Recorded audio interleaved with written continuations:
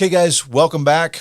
We are giving you a episode from 5 years ago when we covered Jaws versus Jurassic Park. This is part two. This is a crazy coincidence that these movies were really big back in 2020, not just 50 years ago, but also 5 years ago, because everybody was going to a drive-in back then. But we are on vacation. We hope you are enjoying a vacation and maybe relaxing on the beach, listening to the Surely You Can't Be Serious podcast. Here is part two of Jaws versus Jurassic Park. Boom, boom, acca-lacca-lacca, boom, boom, boom, acca-lacca, boom, boom. All right, everybody, welcome back to episode 2 of the Jaws versus Jurassic Park podcast on the Surely You Can't Be Serious podcast. D, what do you think? Now, eventually do plan to have dinosaurs on your dinosaur podcast, right? Hello? Hello? Yes? I really do hate that man. That's not true. Hello, everybody, and welcome to the Surely You Can't Be Serious podcast, discussing and debating the iconic and the forgotten of 80s and 90s pop culture, with your co-hosts, James D. Graves and Jason Colvin. Welcome back, everybody. Thank you for joining us again. We are here to talk about sharks and dinosaurs. Dinosaurs and sharks. Tonight, let's look at the cast and crew of each of these movies, who they thought about bringing in, who they ended up hiring, and then what it meant to them. All right, let's start with Jaws, since it's the first one here. Sounds good. Initially, Peter Benchley went to Spielberg and said, I've got an idea. I think we should hire Paul Newman as Quint, Robert Redford as Chief Brody, and John Voight for Hooper. And then they told him, here's the deal. The shark is the star of the movie. Right. Yeah, Spielberg had all kinds of guys in mind for these different parts. And of all of the people that he had in mind, the only first choice that he actually got was the mayor.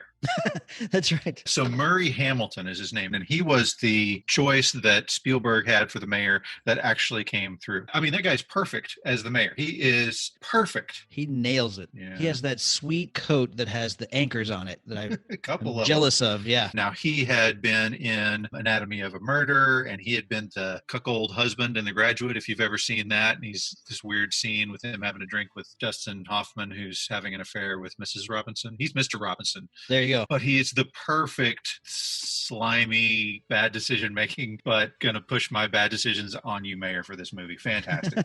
And later, he does a great job, in my opinion, of, he was all gung-ho on keeping the beaches open for economic reasons. And then when there's an attack at the beach, he does a great job of sort of emotionally saying, my kids were on that beach too. Yeah. I mean, the part where he convinces people to go out and swim. I mean, why? Why would you do that? Okay, so the part of Chief Brody, this is interesting. Steven Spielberg wanted several different people for this part. One person in particular really wanted it. Charlton Heston really wanted the part of Chief Brody. Yeah. And Spielberg was like, no way, dude. No. Yeah, Heston had been in these parts where he was always the conquering hero. Like, you just knew he was going to win. Right. And Spielberg didn't want people in the theater to, just be relaxed knowing, hey, Heston's got this. Right. Roy Scheider is everyman. He is the representative of the audience. I'm caught between a sticky situation. I got my job responsibilities. I got my family responsibilities.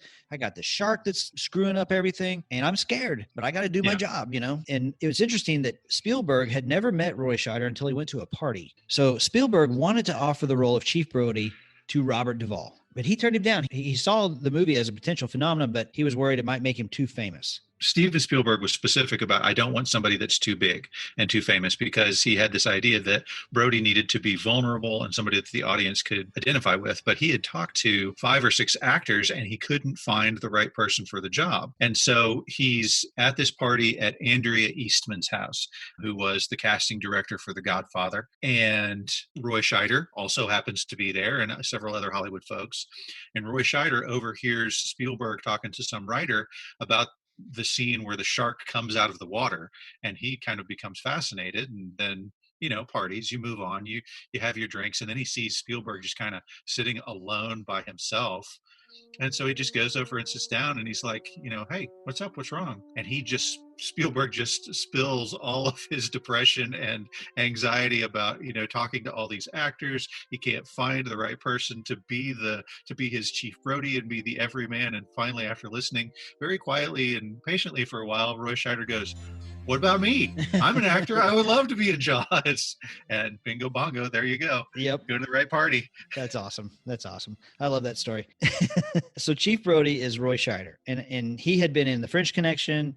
Later, he did All That Jazz and Blue Thunder. And he was on a series a little bit later on where it was kind of a deep sea series. Yeah, Sequest, man. Yeah. That was on for about 5 episodes, and I remember I was all excited about it, and then Star Trek for the water or something. Yes. He had been in a few things, but he really found his way as a cop. He was in Clute, and then he was in The French Connection, and just something about him said cop, and that's why he's the chief of police in this one. For Matt Hooper, the studio wanted Jeff Bridges or Jan Michael Vincent or Timothy Bottoms, and like we said before, John Voight was considered, but George Lucas was the one who said, hey, how about Ricky? Right, Richard Dreyfuss. Yeah, the other guys were more pretty boys, which was kind of the way that that the character of Hooper was portrayed in the book, that he was kind of this handsome, young, just out of college kind of dashing figure. And obviously Richard Dreyfuss is not that kind of guy, especially not in this movie.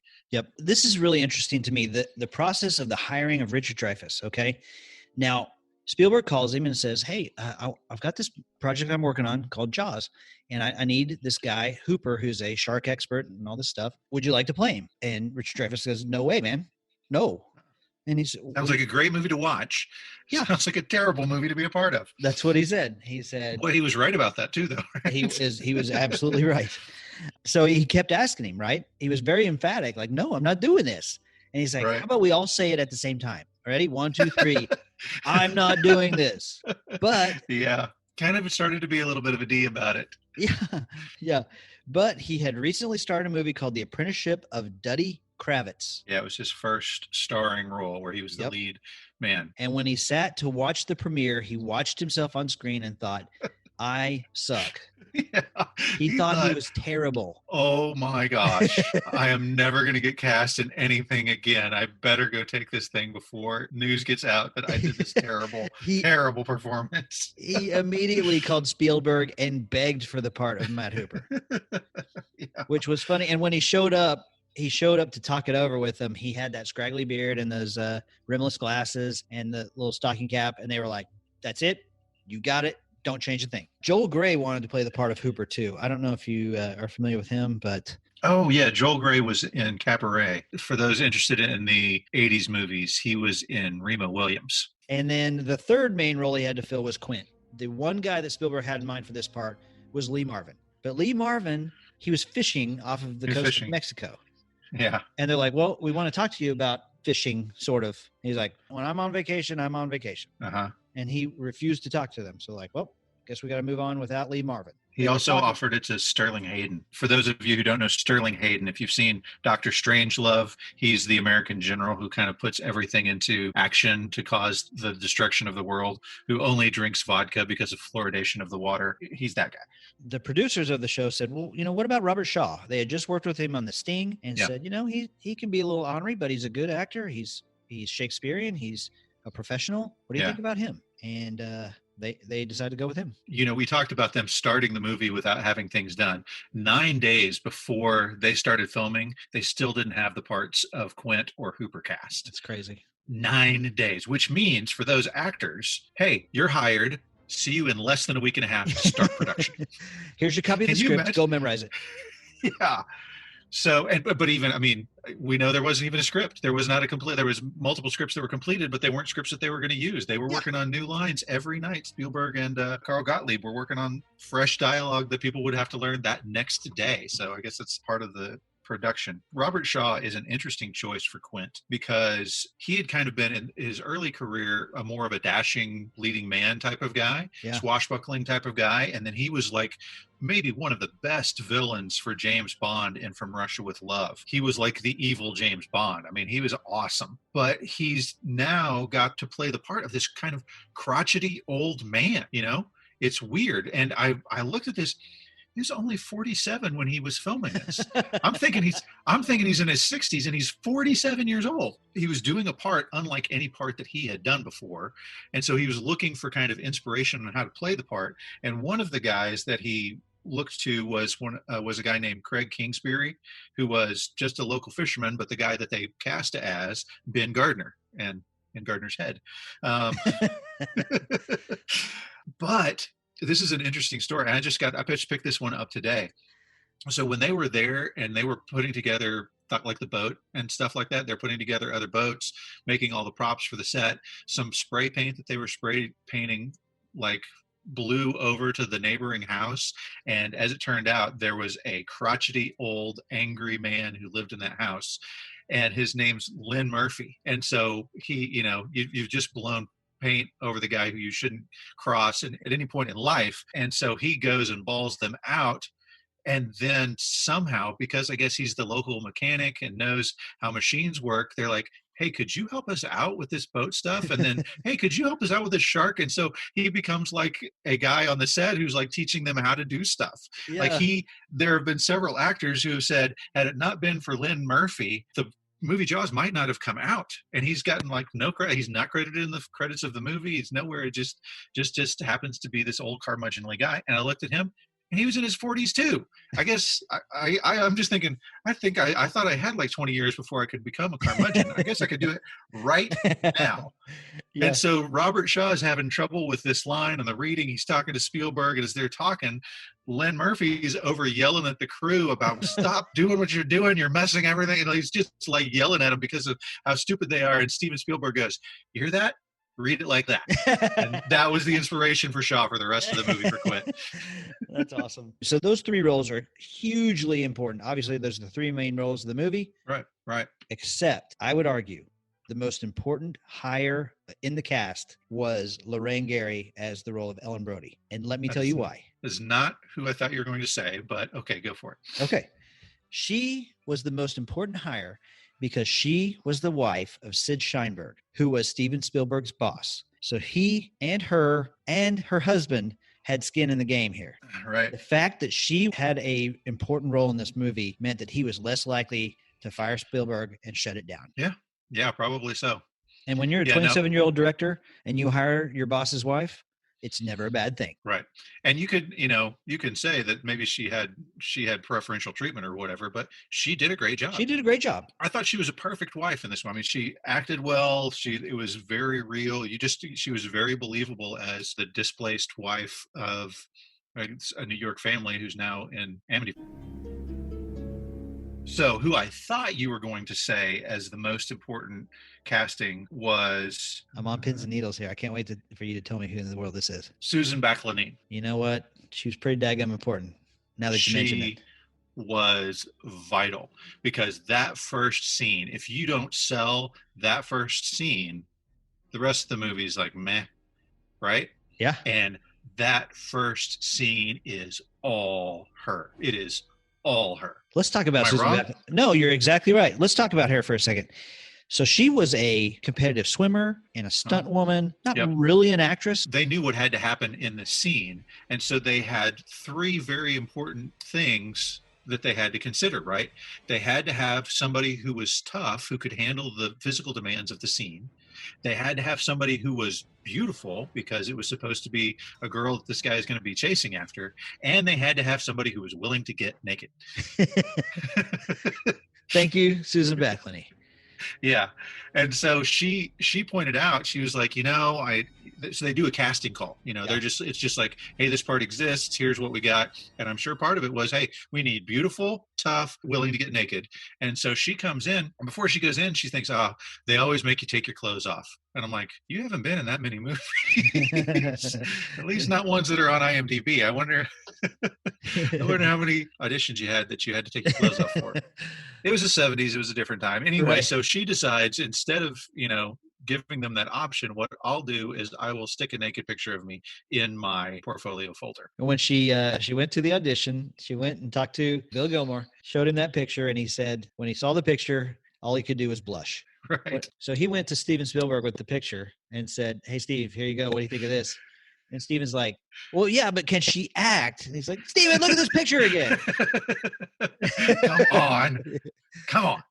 So she was very important, so though. You're right. She screamed her lungs she's- out too, and she made that scene super believable. She was screaming like she was dying, you know. The way that they rigged her up, they had ropes on either side of her. I mean, you see her like moving one way through the water and the other way because it has to be like this non-linear movement through the water like a fish would do. And what they did was like they had guys with rope and 300-pound weights and this thing wrapped around her underneath the water, and she was really just being thrown back and forth. And there was rumors that went around like that she's screaming like that because her ribs were breaking, but that's apparently false, you know. Urban but myth. she did a fantastic job. And then when they had to go back in and put in more sound for the scene, she had to scream while Steven Spielberg was pouring water down her throat, which, you know, now is called waterboarding. We don't do that anymore. Right. It's against the Geneva Convention. Steven Spielberg is guilty of a war crime. So that pretty much is the cast of Jaws, if you don't include Bruce the Shark. Let's Right. switch over to Jurassic Park and talk about who was almost cast in these roles. All right. So Spielberg now has a little bit more clout in Hollywood. And so he can A little pick- bit. You think? Yeah. A little. Just a tiny Jaws, bit. E.T. Hey, I've Raiders. directed the Sugarland Express. Hey, I've directed every single great movie of the 80s. Seriously. So here's who was considered for these roles. All right. So the role of Dr. Alan Grant went to Sam Neill, does a great job. Or he had been in The Hunt for Red October. He was later in The Piano and Event Horizon. He was an Australian actor. All right, here's who was considered for the role of Dr. Alan Grant. So just off the top of his head, Steven Spielberg's like, how about Harrison Ford? I think that was a little bit overkill for that role. You don't need Indiana Jones. You just need Dr. Grant. So he considered Harrison Ford. He considered Kurt Russell. Right. He offered the role to William Hurt, who didn't even read the script and just said, no, I'm not interested in dinosaurs. Yeah, William Hurt's kind of famous for turning stuff down. Yeah, I'm not a fan of his. I don't really like him. Okay. And then finally, they thought about Richard Dreyfuss. That would have been interesting. So that's who was considered for the role of Dr. Alan Grant. Now then, Dr. Ellie Sattler is kind of like the Susan Sarandon role in Bull Durham. They considered a ton of actresses for that role. They looked Okay. at Robin Wright, Gwyneth Paltrow, Julianne Moore, Helen Hunt, Terry Hatcher, Elizabeth Hurley, Sherilyn Flynn, and then Christina Applegate was considered, but some people think that they were looking at her for Dr. Sattler or maybe like an older version of Lex. It's kind of a Okay. strange deal. She was young at the time. She was like 20. Right. But they ended up going with Laura Dern, who had been in Wild at Heart, and you may know her from The Last Jedi. I was going to ask you about that one. How'd you feel about her performance in The Last Jedi, Jason? We don't talk about The Last Jedi. And her purple hair. We don't talk about The Last Jedi. Have you seen Wild at Heart? No. It's pretty weird. It's pretty weird. It's a David Lynch movie, of course, and David Lynch makes the weirdest movies. he's got some weird stuff. He really does, and it can be amazing and weird, and then it can be just plain old weird.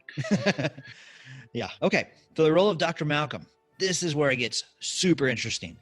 Yeah. Spielberg says that he wanted Jeff Goldblum. He offered Jeff Goldblum and he got Jeff Goldblum. And so that really is the end of it. Except listen to these guys that the casting director wanted. All right. Okay. So Michael Keaton, Michael J. Fox, Johnny Depp. Yeah. Michael J. Fox, Yeah, that's weird. Okay, go ahead. Johnny Depp. Yeah. Ted Danson, Okay. Steve Guttenberg. Tom Okay. Selleck, a baby. Go ahead and just offer everybody a 3 minute a baby. But here, the person who did the best in the audition, this will blow you away. You ready for this? Jim Carrey. Jim Carrey was a fraction of a hair away from getting the role of Dr. Ian Malcolm. That's crazy. I think he would have been great. I think that would have been cool.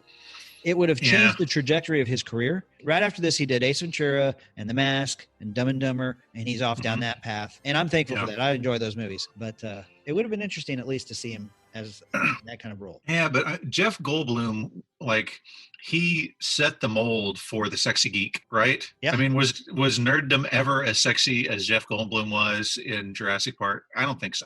He got I don't think so. buffed up and Yeah, and he's supposed to be like a math nerd, and he comes and he's all tan and got his long black curly hair and all flirting with the ladies and touching their hands and stuff and rubbing their hair and cheek in a weird kind of creepy way, but still somehow sexy because he's so pretty.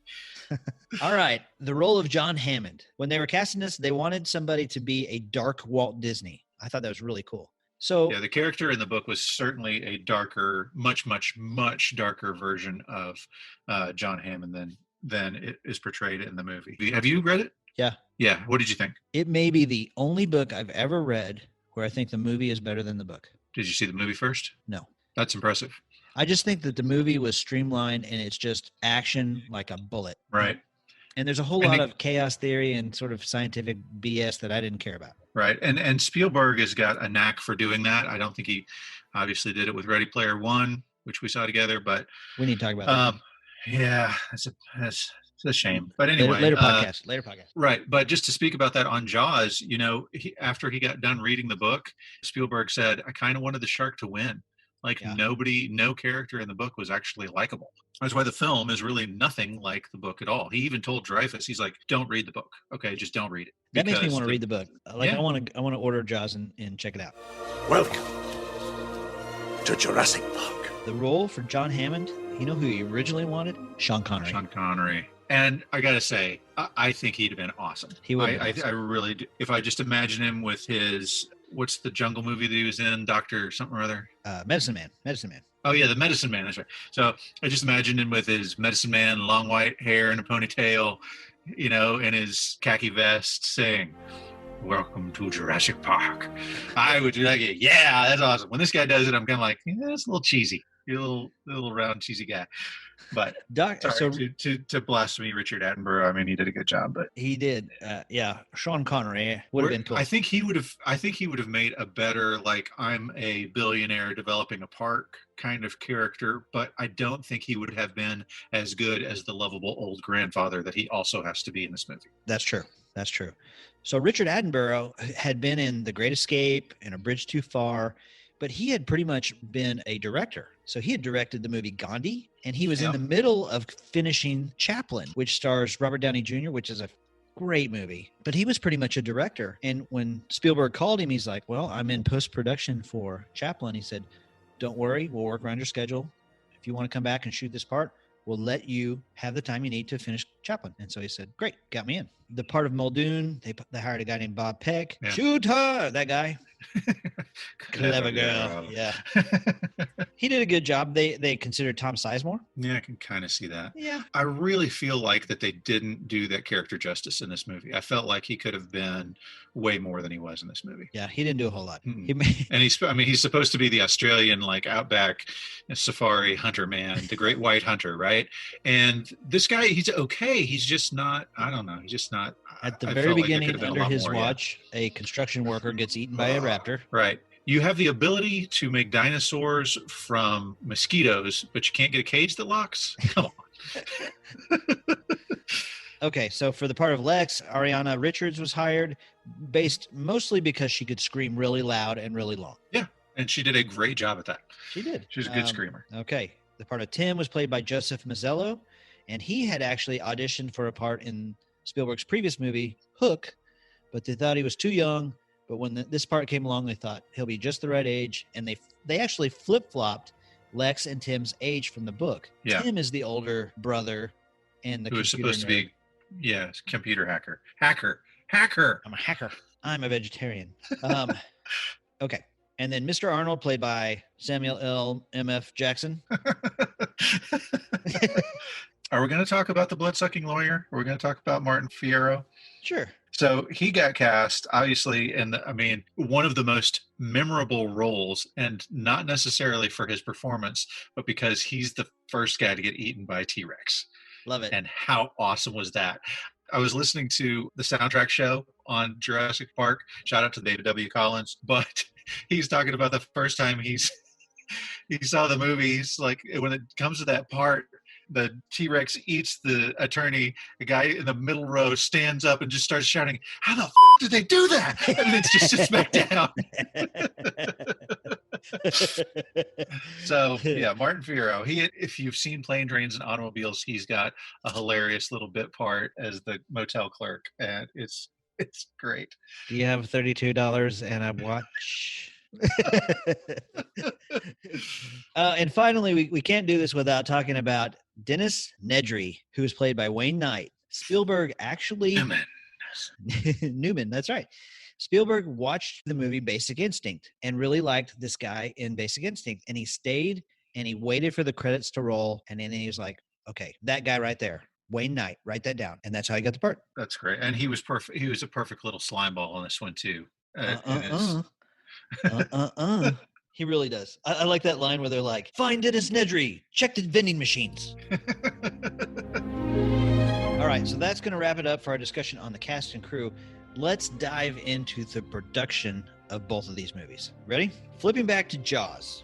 Production started in Martha's Vineyard, Massachusetts. It was used as Amity Island primarily because even 12 miles out to sea, there was a sandy bottom that was only 30 feet down, and they needed an area that they could get the mechanical shark, and you couldn't see a coastline. Right. And when the mechanical shark sinks to the bottom, you don't have that far to go. Which he did all the time. Right. So the big story about production in Jaws was that the shark, the star of the movie, hardly ever worked. Right. The shark is not working. The shark is not working. This movie had so many production problems. It's really interesting to me. Not only did they pull off a complete movie, but they managed to make an incredible movie for the ages. The crew had so much trouble with it that they called it Flaws rather than Jaws. Spielberg called it the Great White Turd. You know, you mentioned the first day the model shark was used, it sank to the bottom of the ocean. This is the really interesting part, okay? The fact that the shark did not work caused them to have to get creative. Yeah. So originally, the scene at the beginning with Susan Backlinie, they were going to have a shark that you could see attacking her. Couldn't get it to work.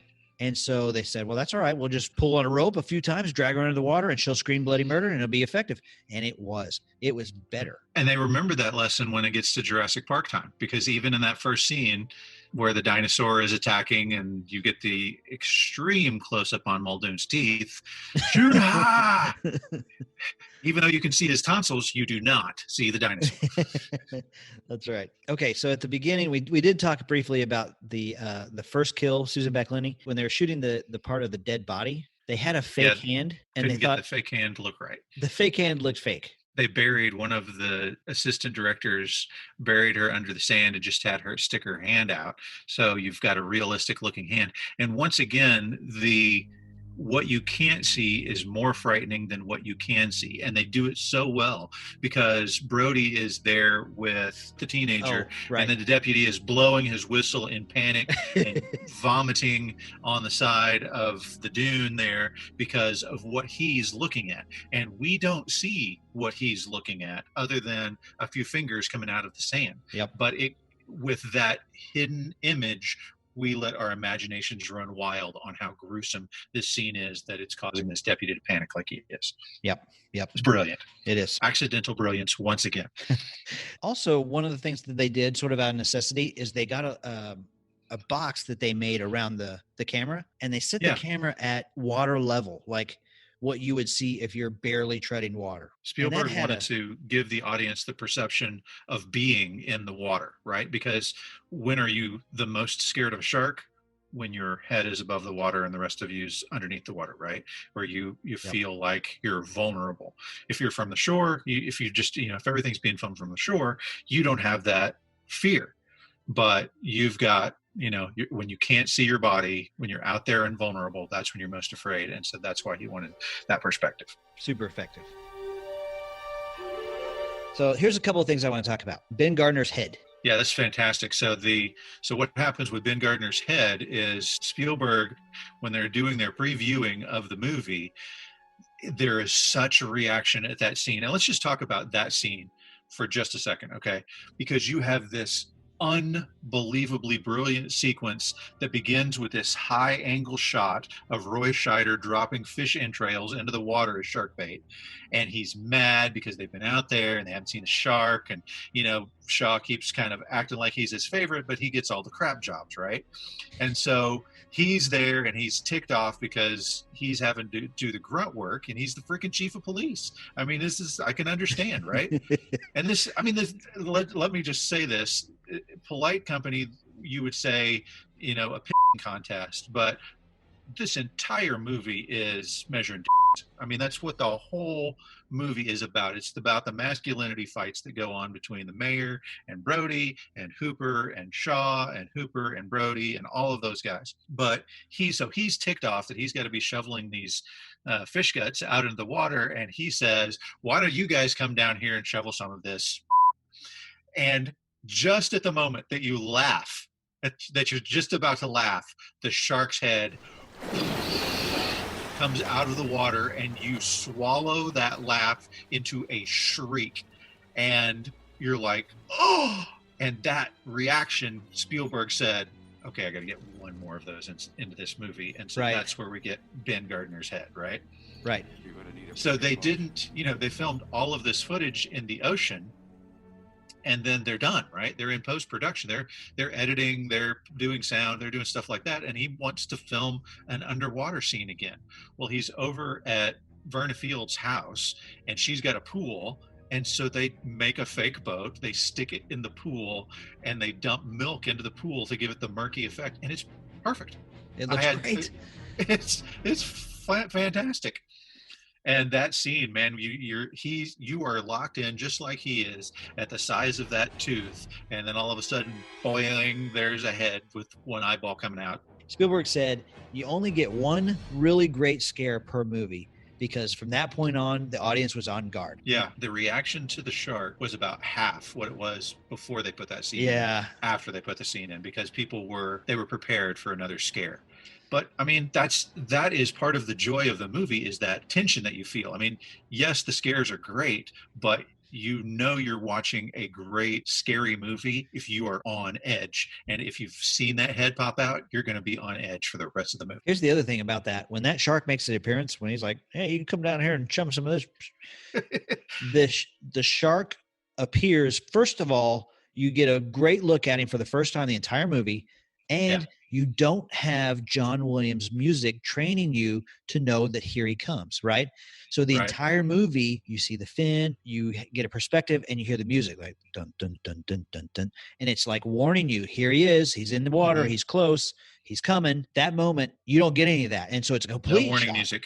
Yeah. So when they originally filmed this one, Chief Brody has the most memorable line of the movie immediately after it, which was a Roy Scheider ad lib. It was totally him. It was not in the script. He stumbles backwards and he says, "You're going to need a bigger boat." And it's the best line in the movie. But the way they had initially filmed it, he delivered it almost immediately after the shark scene, after the shark's head pops off, and nobody heard it because everyone was still screaming from having seen the shark. So they added like 10 solid seconds of film in between the shark popping up and him saying the line, just so that people didn't miss that awesome line. I've got three big things I really want to talk about. Okay. First thing is Lee Fierro slapping again and again and again Chief Brody. Yes, and God rest her soul, Lee Fierro. We are recording this in May. She passed away last month from the coronavirus. No way, I didn't know that. Yeah, sadness. Yeah, she just passed away. And I read an interesting story today. The actor who played her son, Alex Kittner, 30 years after the movie has been made, she wanders into a restaurant and sees on the menu the Alex Kittner sandwich. And she says to the waitress, she's like, "Oh, I was in this movie." And he's like, "Oh, really? What part did you play?" She's like, "Actually, I played Alex's mom." And they're like, "No way," and rush off. And just a few seconds later, the guy who played Alex comes out. He's the owner of the restaurant, and hasn't seen her in 30 years. And it's this fantastic coincidental reunion that they have. Very sweet. That's really cool. All right. So she had to slap him again and again and again. They did 17 takes of this, right? She couldn't do a fake slap. She couldn't do it fake. And so she hit him so hard, she knocked his glasses off a few times. One time she broke character. She's like, "Oh God, I'm so sorry." And he's like, "Don't be. Keep doing it. It'll be worth it." Oh yeah. Again, one of the most memorable scenes in the whole movie. Still, Yeah. my boy is dead. And for the next 40 years, she'd have fans coming up to her and said, "Will you please slap me?" Yeah, I have kind of, I don't know, a kind of weird special affection for her because she was a community theater lady in a small town. And after this movie, she was a community theater lady in a small town. I mean, she'd teach acting in this little town and do small plays, but this was her one, brush with stardom. And I encountered so many of those folks in acting. It's just, yeah, when I read about her passing, it kind of hit my heartstrings a little bit. Yeah, that makes me sad. The next thing I want to talk about is Hooper, Quint, and Brody are on the boat. And there was a scene where they shot a harpoon into the shark and they hooked it to the back of the boat and they were going to try and tire the shark out. And the shark runs and they actually jerks the boat in such a way that they sort of tumble and it gives a real big pull on the boat, right? So they actually, to film this, they hooked up a speedboat and they screwed in a eyelet into the side of the boat and they hooked to a pulley down on the bottom, and they told the speedboat to take off. And when it pulled the slack, it jerked the boat, and it was really effective looking on screen. But they jerked a big hole in the bottom of the boat. Right.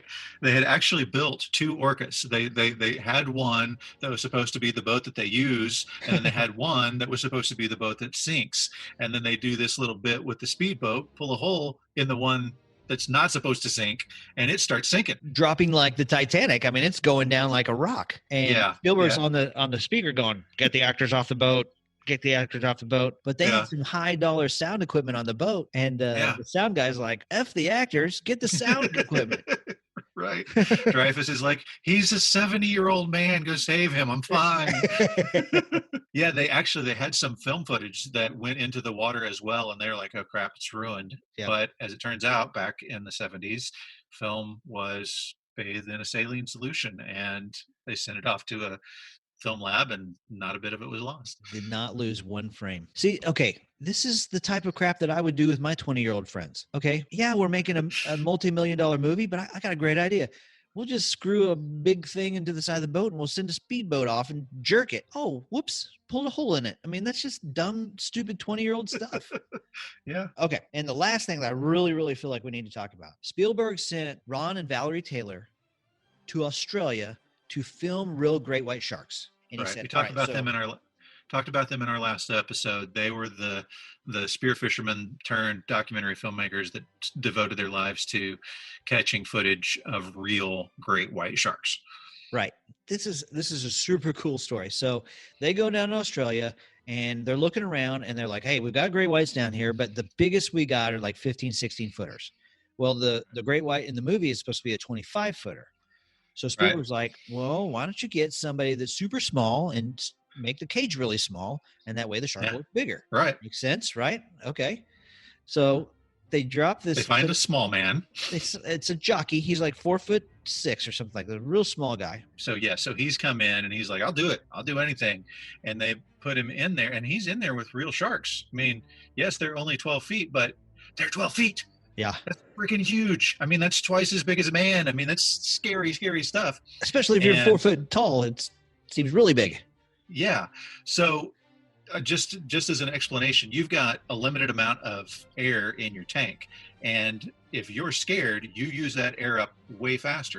Well, not only did they have to make the man smaller and the cage smaller, they had to make the tank smaller. So they've got this tiny man with this tiny tank in this very, very scary situation. And in like 15 minutes, he'd be like, "I'm out of air. I'm out of air."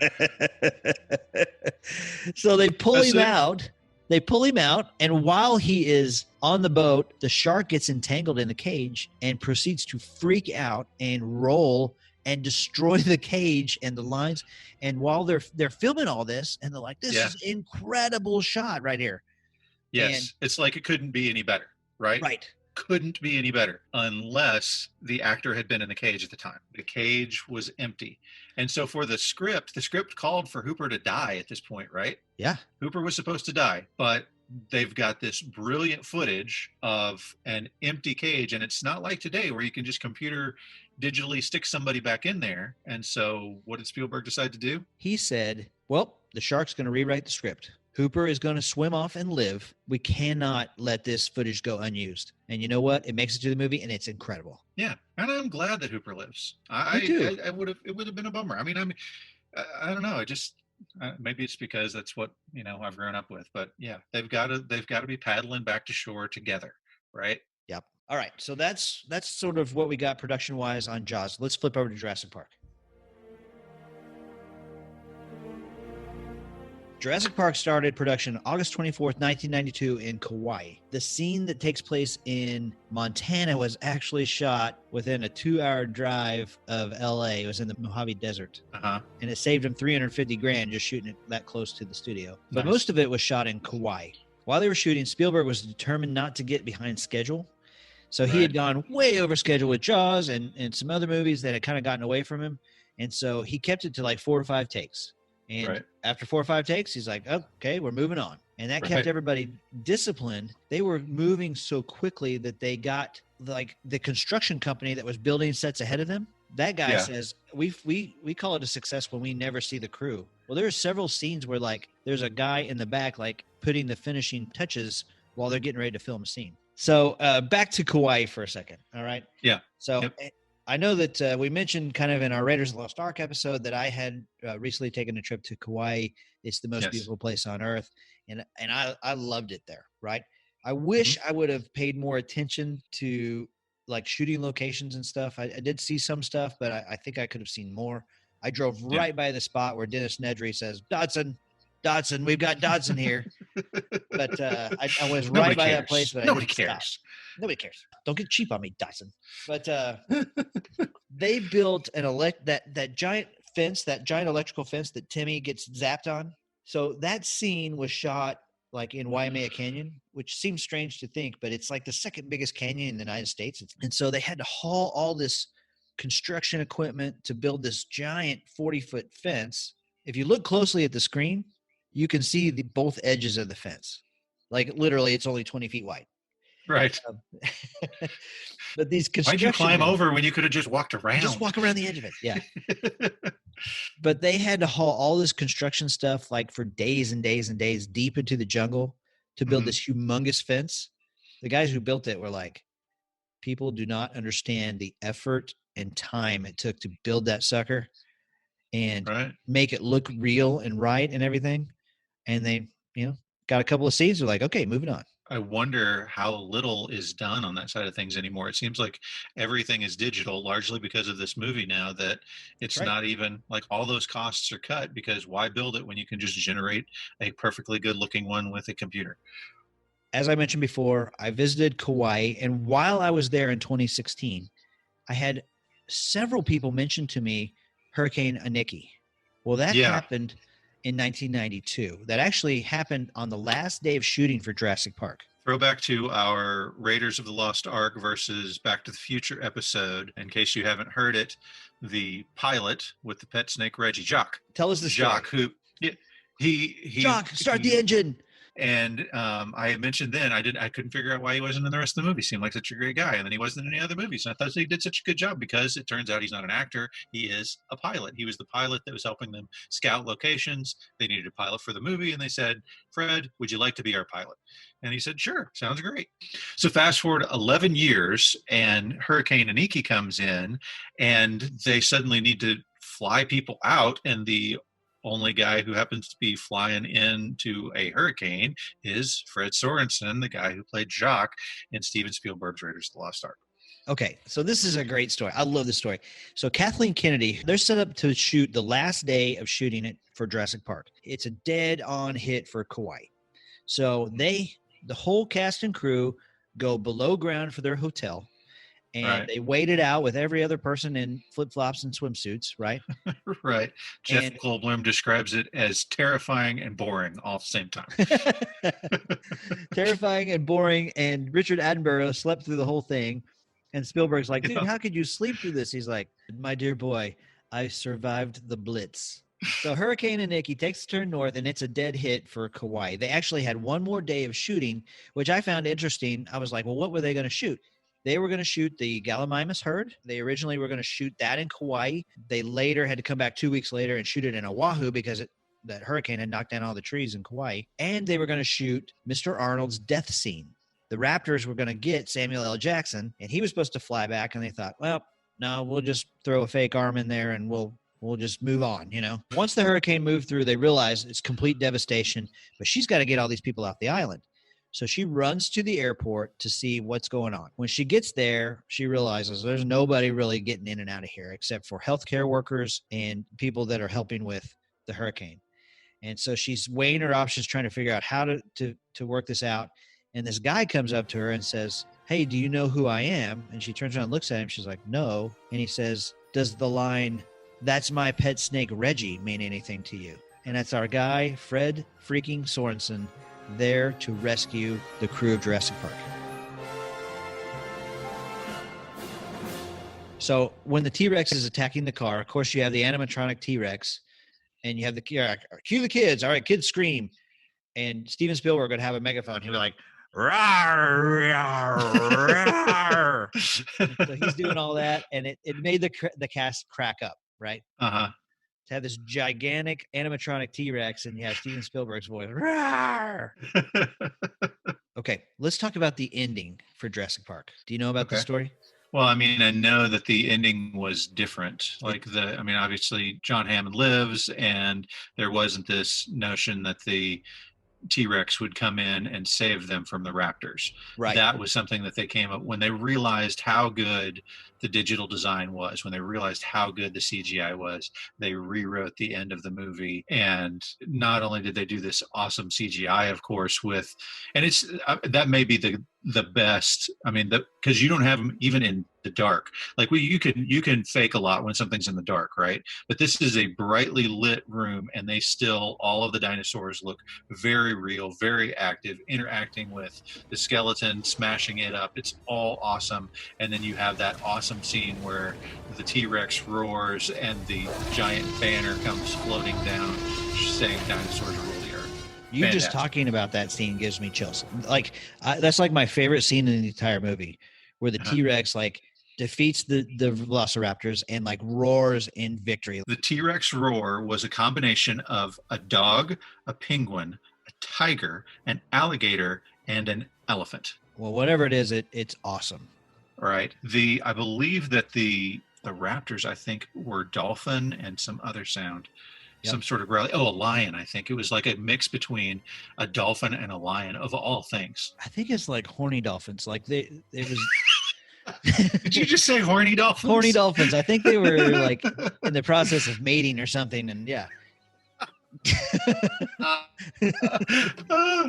Okay. Yeah. Hey, could you play the dolphin sound for me? No, not that one. The one where they're screwing. Can you play the one where they're screwing? Because that's what I need. I think that's the perfect sound for a velociraptor.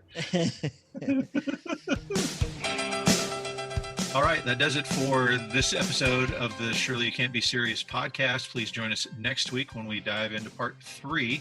Did you catch that? Nice. We dive into part 3 of the Jaws versus Jurassic Park discussion. I am so excited. We're going to talk about soundtrack. We're going to talk about character development. We're going to talk about what happened in the aftermath of these movies, and then we're going to give final judgment. I can't wait to talk about the USS Indianapolis scene. We haven't talked about that yet. I'm very, very excited to talk about that as well. Should we sing? Should we sing the song? Farewell and adieu to ye fair Spanish ladies. Farewell and adieu to ye ladies of Spain.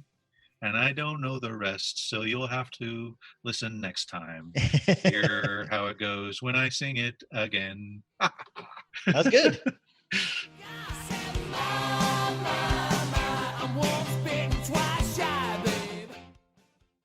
All music, images, and movie clips are used for the purposes of commentary and education in conjunction with the Fair Use Agreement under the U.S. copyright law. Member Week is here at Lowe's. Don't miss your chance to get up to 40% off hundreds of items like paint, tools, home essentials, and more.